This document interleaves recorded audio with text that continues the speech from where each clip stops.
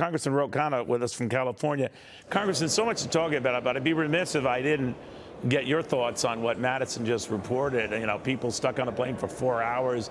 You know, they couldn't go anywhere else. They're told by the pilots, you move away from your seat, you lose your seat. I thought we were fixing this so those kind of things wouldn't happen. Well, I've heard this anecdotally. I mean, people in my district who were on the tarmac for 3-4 hours and told that they couldn't get off. There need to be more fines. There needs to be more accountability. The air system is still not where it needs to be. Yeah, I know this isn't your area, and I apologize. I'm not trying to saddle you with this, but why can't they just run the air conditioning then? I mean, it's 120 degrees. Turn it on. Yeah, no, they shouldn't. They should be serving water. I mean, they have to serve water every hour. And I was talking to constituents who said that they weren't even getting water. They had a young daughter on the plane. I mean, it's a mess, and the Department of Transportation needs to have clear standards and fines and accountability. All right, I did want to throw that at you there to get your thoughts, but I want to get your thoughts as well, because within your district and your neck of the woods, of course, you have all these Hollywood writers and actors on strike. Looks like it could drag on a while. It won't affect those going to the movies this weekend. That might, by the way, be at least a weather cool place to go.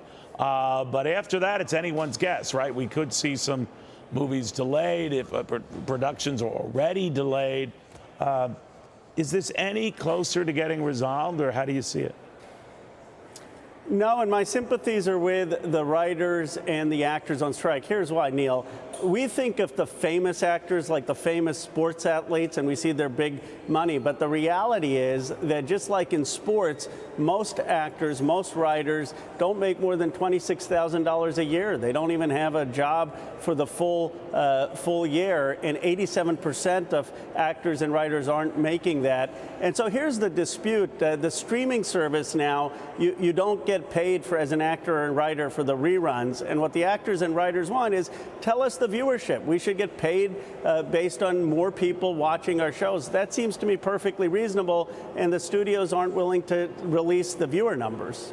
You know, a lot of the studios, they say, you know, we're not doing gangbusters either. Look at Disney. Its parks are running at 2/3 normal capacity. It's had a couple of bombs at the box office, so they don't have the liberty, so they say, to be as generous as you would think. What do you say? Look, I respect Bob Iger. I think he's has got a tough job turning Disney around, and he's been doing an effective job.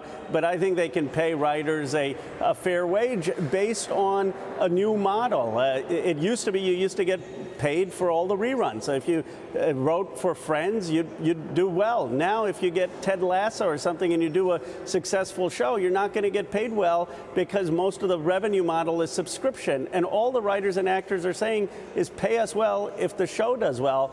And the second thing is this AI risk. Neil, AI is not going to write your script and make you sound be nearly as intelligent as you, and certainly not going to produce Shakespeare.